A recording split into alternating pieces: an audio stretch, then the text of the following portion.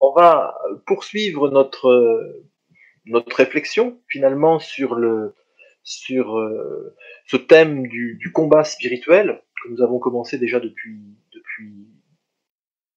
l'année dernière et que nous continuons et que nous déclinons de différentes manières. Et nous étions les deux derniers mardis sur l'épître de Jacques, je crois. Nous avions passé du temps aussi les mardis précédents dans le psaume 23.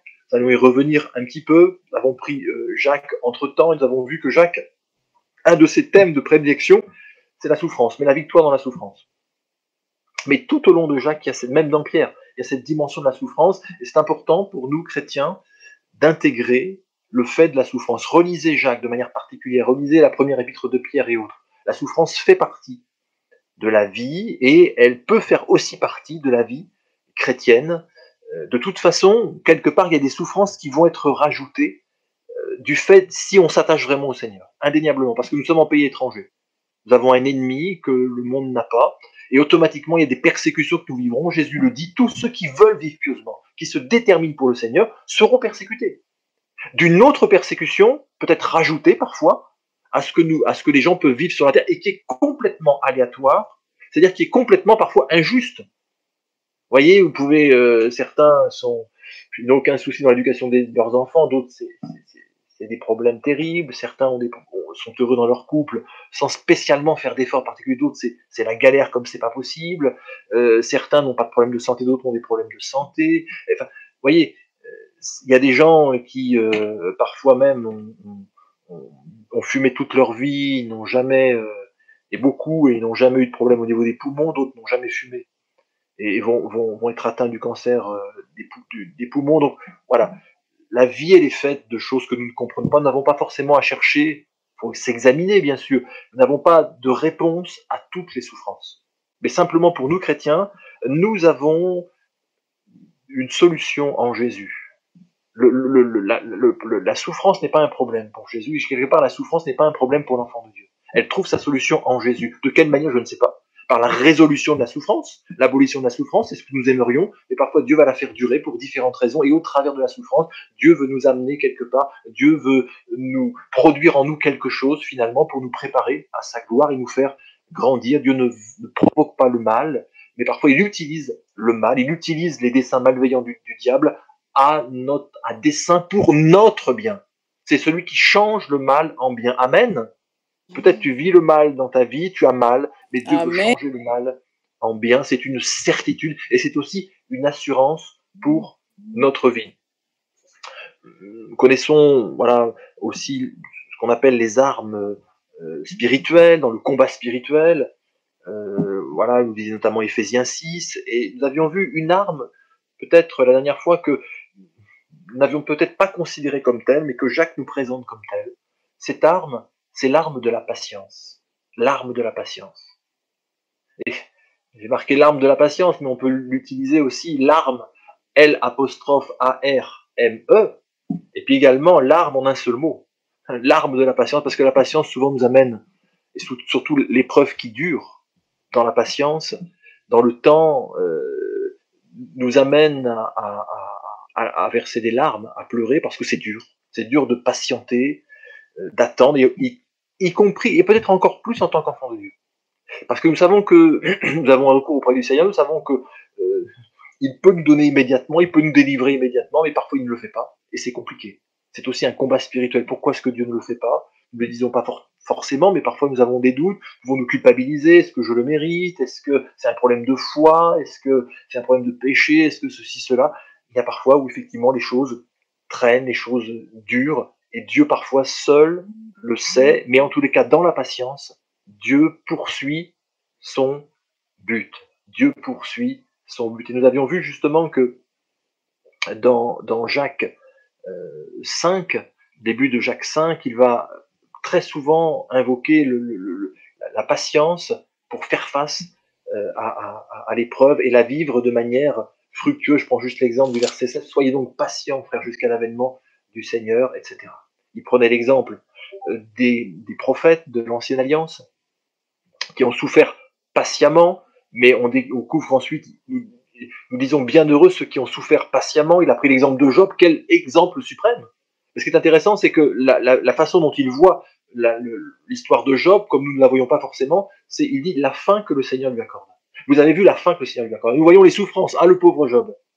Mais ce qui est important, c'est de voir la fin que le Seigneur lui accorde. Il l'a rétabli en tout. Car le Seigneur, et ça c'est important, Amen. Job a découvert une chose extraordinaire. Et le Seigneur veut t'apprendre des choses, veut te faire découvrir des choses concernant lui. Job a appris au plus profond de l'injustice, de la souffrance, de l'abandon. C'est l'un des exemples les plus abominables qui puissent exister.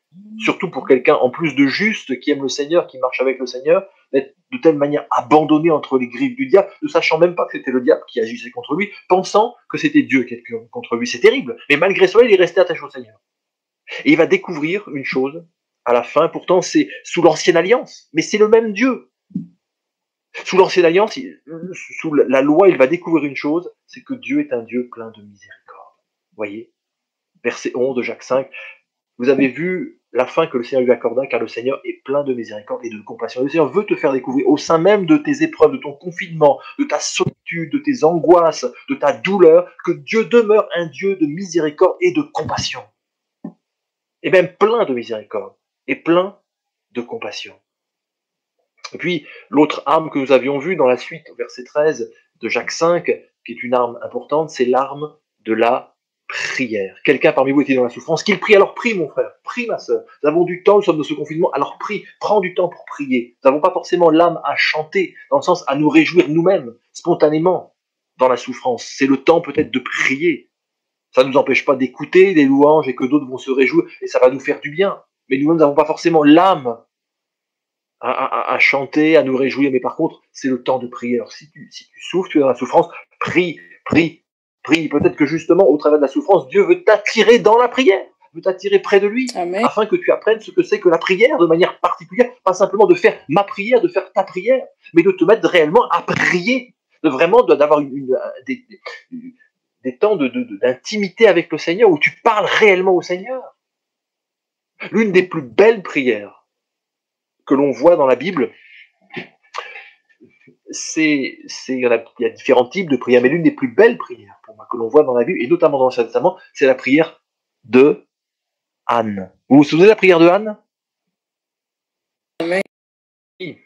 La maman du petit Samuel. Relisez. Je crois que c'est un Samuel. Vous allez voir comment, dans quelles circonstances cette femme a été amenée à prier et à adresser quelle prière, mais quelle souffrance. Pénina, là, la concubine, là, qui la faisait souffrir, qui la rabaissait, qui l'humiliait parce que Anne ne pouvait pas avoir d'enfant, elle était stérile, et l'autre, Pénina, pouvait en avoir, et elle la narguait, elle l'humiliait, elle la culpabilisait. C'est vraiment l'œuvre que le diable fait dans ces moments-là. Et peut-être c'est l'œuvre que le diable fait dans ta vie, dans ces circonstances. Parce que tu as un sentiment de vivre une injustice. Pourquoi ça me tombe tout le temps dessus? Qu'est-ce que je fais de mal? Non, ne vois pas les choses comme ça. Anne n'avait rien fait de mal. Mais Dieu a voulu faire sortir quelque chose d'extraordinaire. Et c'est au travers de la souffrance, parenthèse, c'est aussi au travers de la souffrance que les plus belles choses arrivent. Nous sommes là, nous sommes le fruit de la souffrance. Nos mamans nous ont vu passer, chacun. Vous, maman, vous avez vu vos enfants passer, mais nos mamans nous ont vu passer, mais dans la souffrance, souvent.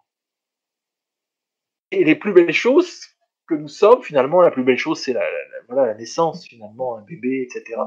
Eh bien, se fait au travers de la souffrance, mais c'est extraordinaire. Le résultat, c'est extraordinaire. Le résultat. Et donc, pendant ce temps, voilà, la prière, ce que je disais, la prière dans cette souffrance, elle ne va pas avoir le cœur à la fête, elle ne va pas avoir le cœur au chant, là où il y a tout le monde. Elle va se mettre à part, elle va aller dans le temple et elle va se mettre à murmurer. Le sacrificateur Élie va manquer profondément de discernement parce qu'il va juste regarder aux apparences, il va lui dire, il devait y en avoir partout dans les coins de personnes qui étaient en train de cuver leur vin, de dire n'importe quoi, et il la voit, il est fatigué, il a envie peut-être de se coucher, il dit, mais va donc cuver ton vin ailleurs. Femme ivre, mais elle dit, mais tu ne sais pas que c'est de la souffrance de mon cœur, de la douleur de mon cœur que je prie. Et il va comprendre, l'homme spirituel va revenir un peu à sa raison, il va parler de la part de Dieu. Dieu avait une parole pour Anne, et Dieu a une parole pour toi. Peut-être ce soir, Dieu a une parole pour toi que Dieu dépose dans ton cœur. Alléluia. Cette parole, c'est que il y avait le petit Samuel. J'ai entendu. Cette année même, voilà, à la même époque, tu auras un fils. Elle avait fait. C'est la souffrance qui va amener Anne à faire une prière extraordinaire. Vous savez que la souffrance va nous amener, va diriger quelque part nos prières. Ce qui sort de notre cœur. Nous pouvons souvent avoir des prières un peu formatées, des prières, des choses que nous voulons en général, mais la souffrance va purifier notre prière. Elle va nous amener à l'essentiel. Elle se rapproche, la souffrance va nous amener plus près de Dieu, elle va nous amener à pousser quelque chose qui est authentique, qui est sincère et parfois même qui vient de Dieu. Et Dieu avait un projet, c'est le petit Samuel. Le petit Samuel, Dieu entend.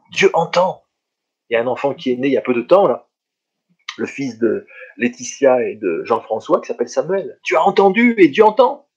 Mais il faut parfois dans la souffrance que Dieu entende, Dieu veut entendre une prière particulière de ton cœur. Et il veut l'exaucer, mais il veut la conduire, cette prière. Et quelle grâce extraordinaire. Elle a enfanté ce petit Samuel.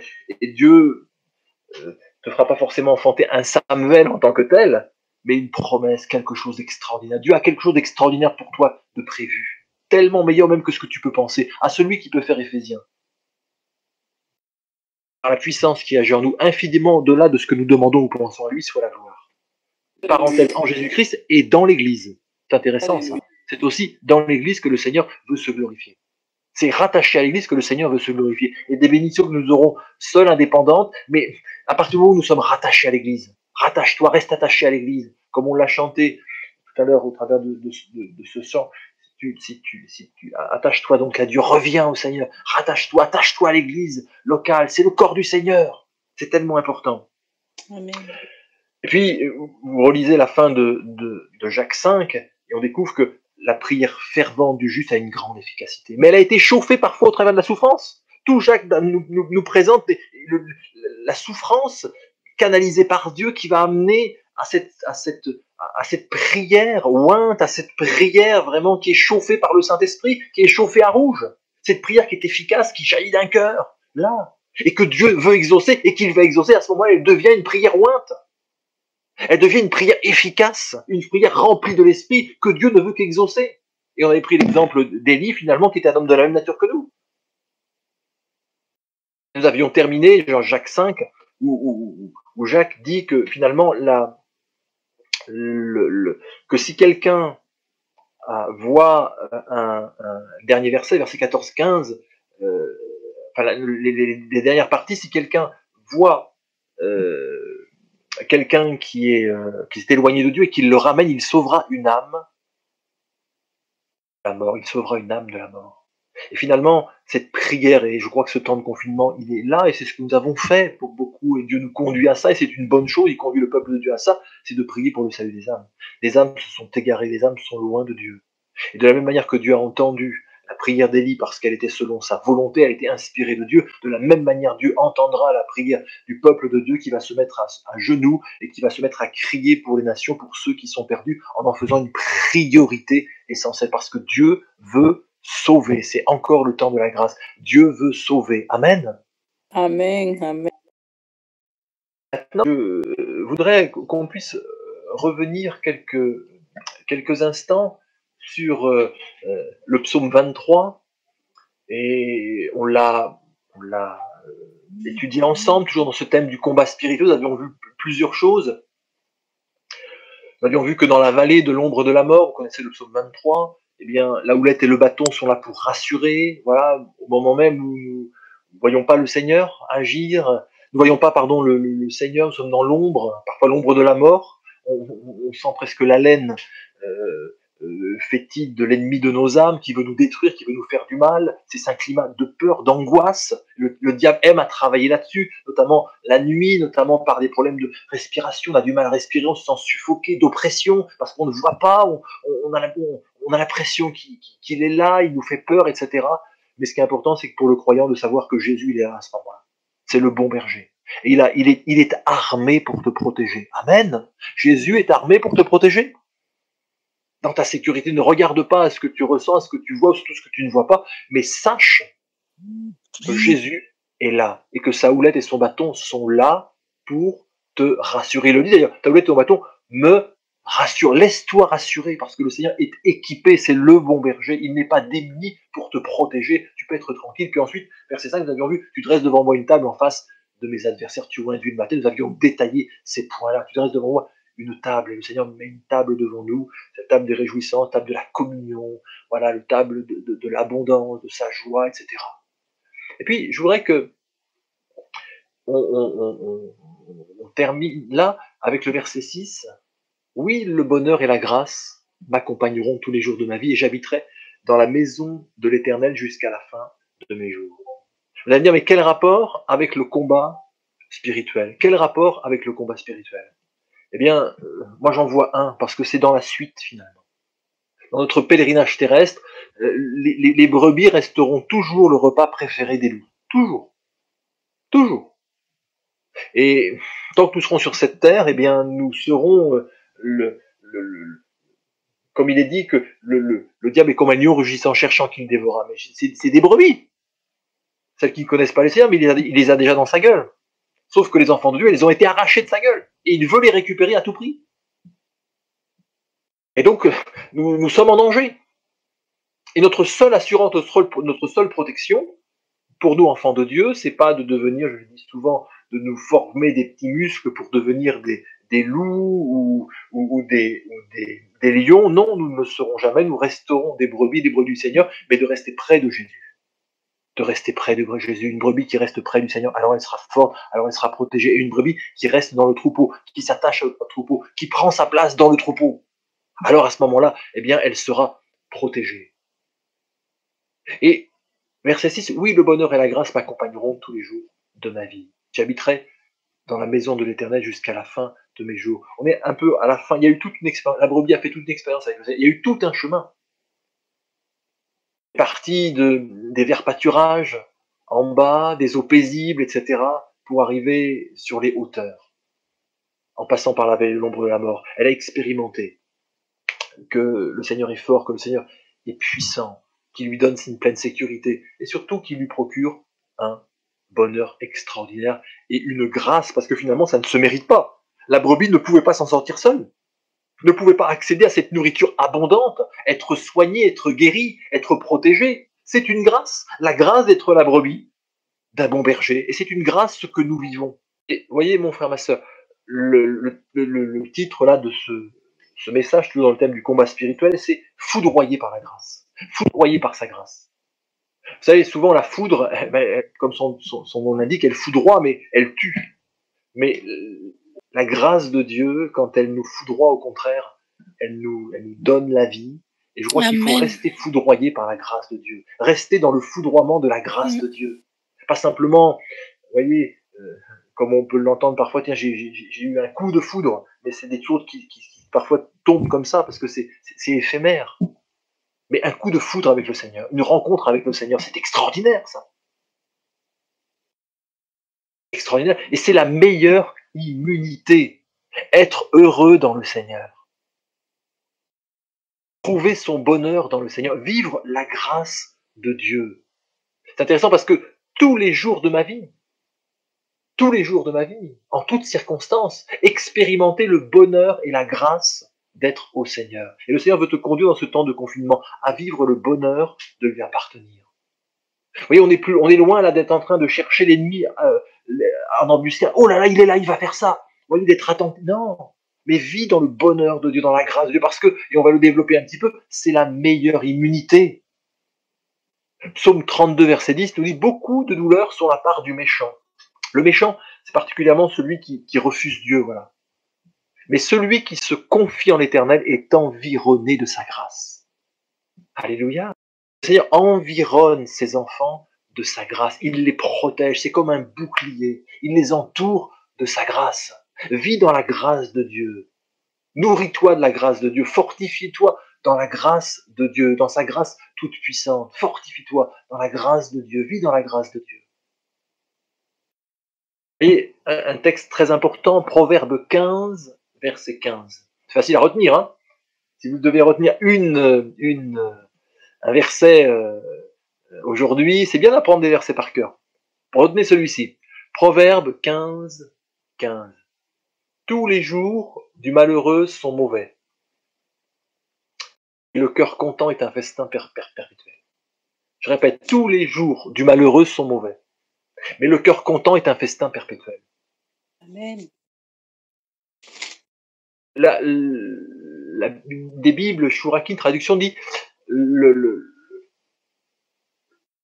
les jours du malheureux sont mauvais, mais à bon cœur, festin permanent. C'est beau ça, à bon cœur, festin permanent. Finalement, on découvre que le bonheur, c'est un choix, et c'est une question de cœur. Si tu fais retomber le bonheur, si tu fais reposer ton bonheur sur les circonstances extérieures ou sur les gens, tu risques d'être malheureux. C'est peut-être pour ça, d'ailleurs, que tu continues d'être malheureux, bien que connaissant le Seigneur. Là où il t'appelle au bonheur. Ça ne veut pas dire pas de persécution, pas de problème, mais de plus vivre finalement. Le bonheur, le sens étymologique, c'est au bon moment, au bon endroit. Et parfois, il faut traverser la vallée de l'ombre de la mort, et ça n'est pas le malheur, c'est la bonheur. Parce que c'est le bon endroit, c'est le temps de Dieu, c'est par là où il faut traverser. Et peut-être que tu vas traverser la maladie, l'épreuve, ce confinement. Mais Dieu veut que tu le vives comme le bonheur. Et non pas comme le malheur, comme un malheur, comme les gens du monde qui sont dépendants des circonstances. Mais que tu réalises que c'est l'heure de Dieu.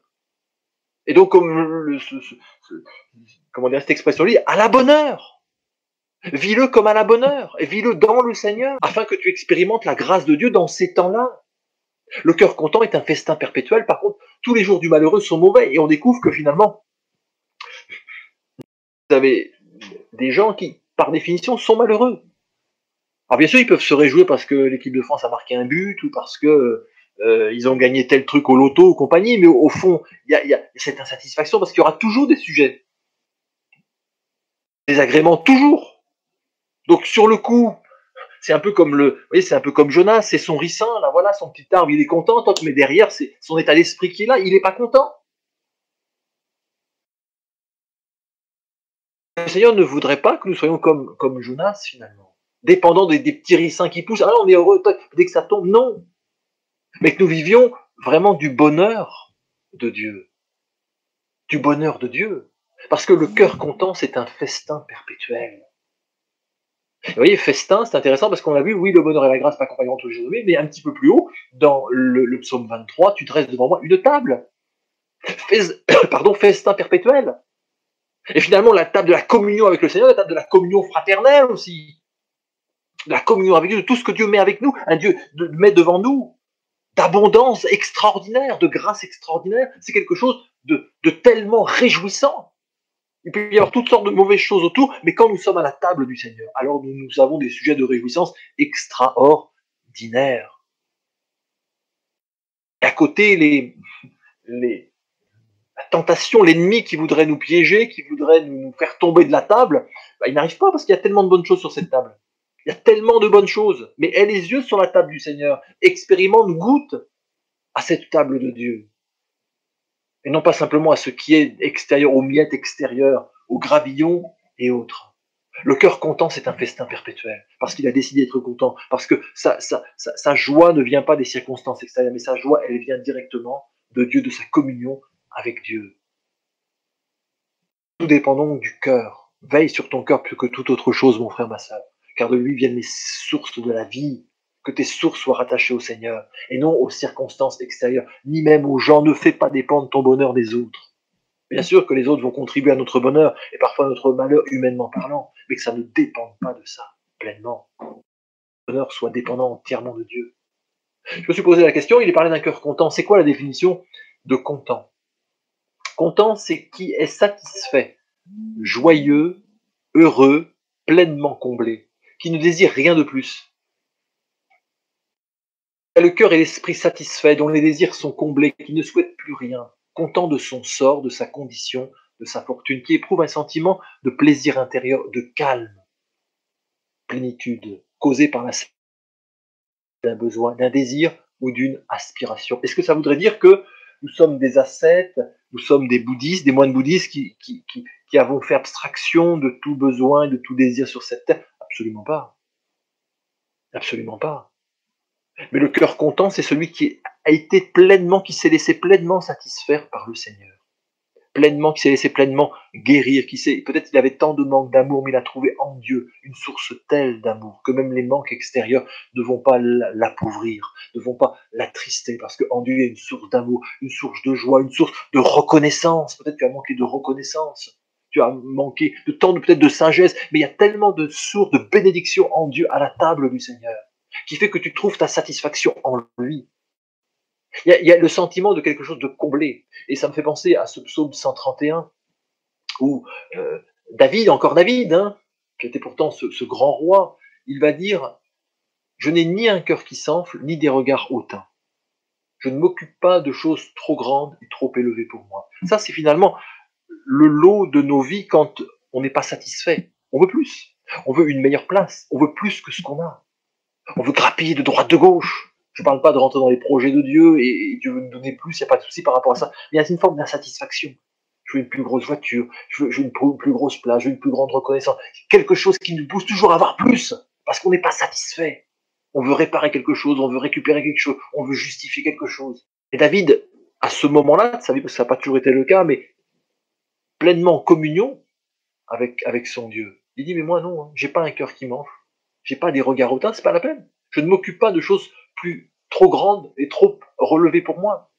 Il dit, loin de là. Voilà ce qu'il dit. Écoutez bien ça. Psaume 131. Vous pouvez l'apprendre par cœur, ce psaume, hein, parce qu'il est très court. Il n'y a que 3 versets. Donc, 2 devoirs pour la semaine prochaine. J'interrogerai la semaine prochaine. Donc, psaume 115, pardon, proverbe 15, 15, et puis le psaume 31. David va dire, verset 2, loin de là, j'ai l'âme calme et tranquille, comme un enfant sevré qui est auprès de sa mère. J'ai l'âme comme un enfant sevré. Israël, mets ton espoir en l'Éternel dès maintenant et à jamais. Voilà ce que David dit. J'ai l'âme calme et tranquille comme un enfant sevré qui est auprès de sa mère. J'ai l'âme comme un enfant sevré. Vous avez vu comment sont les enfants? Vous avez vu comment sont les enfants? Près du sein de leur maman. Quand ils ont bu, ils n'ont besoin de rien d'autre. Ils n'ont besoin de rien d'autre. C'est extraordinaire, c'est l'une des plus belles images qui soit d'ailleurs. Et en tant que papa, on aime à regarder ça, mais les mamans aussi. C'est l'une des plus belles images qui soit. Le bébé, il n'a plus besoin de rien, il n'a pas besoin de jouer, il n'a pas besoin il a tout pleinement. Et David nous ramène finalement à nos besoins fondamentaux. C'est intéressant parce que là, comme un enfant sevré auprès de sa mère, en Dieu, il y a cette dimension. Si Dieu s'appelait le Père, c'est pas un hasard, mais en Dieu, parce que Dieu est esprit, il y a aussi ces entrailles de miséricorde, ces entrailles de mère. Et peut-être tu as manqué de mère. Et là, je m'adresse à quelqu'un en particulier, où ça t'a manqué ces entrailles de mère. Mais en Dieu, le Père, il y a aussi ces entrailles maternelles. Cet amour maternel que tu as manqué et que Dieu veut te donner, il veut te restaurer au travers de ça. Saisis cette parole pour toi. Saisis-le. Cette affection, cette proximité, cette tendresse. Dieu veut te le donner. Dieu veut te le communiquer. Maintenant et dans la suite. Que tu sois calme et tranquille. Comme un enfant qui a enfin trouvé ce qu'il avait besoin, qu'il recherchait depuis tant et tant d'années. Afin que tu sois l'âme comme un enfant sevré. Amen. Amen. Amen. On va, Amen. on va, on va s'arrêter là et Amen. je pensais faire ça en un seul message, mais on poursuivra parce qu'il y a d'autres choses à dire là-dessus. Mais je voudrais vous laisser justement juste sur ce psaume 131, voilà, pour pas trop se disperser, voilà, mais gardez ça, voilà, je le relis, cantique de David, ce grand roi, ce guerrier, ce leader extraordinaire, mais qui dans sa position avec Dieu, voilà comment il vit pleinement les choses. Ni un cœur qui s'enfle, ni des regards hautains.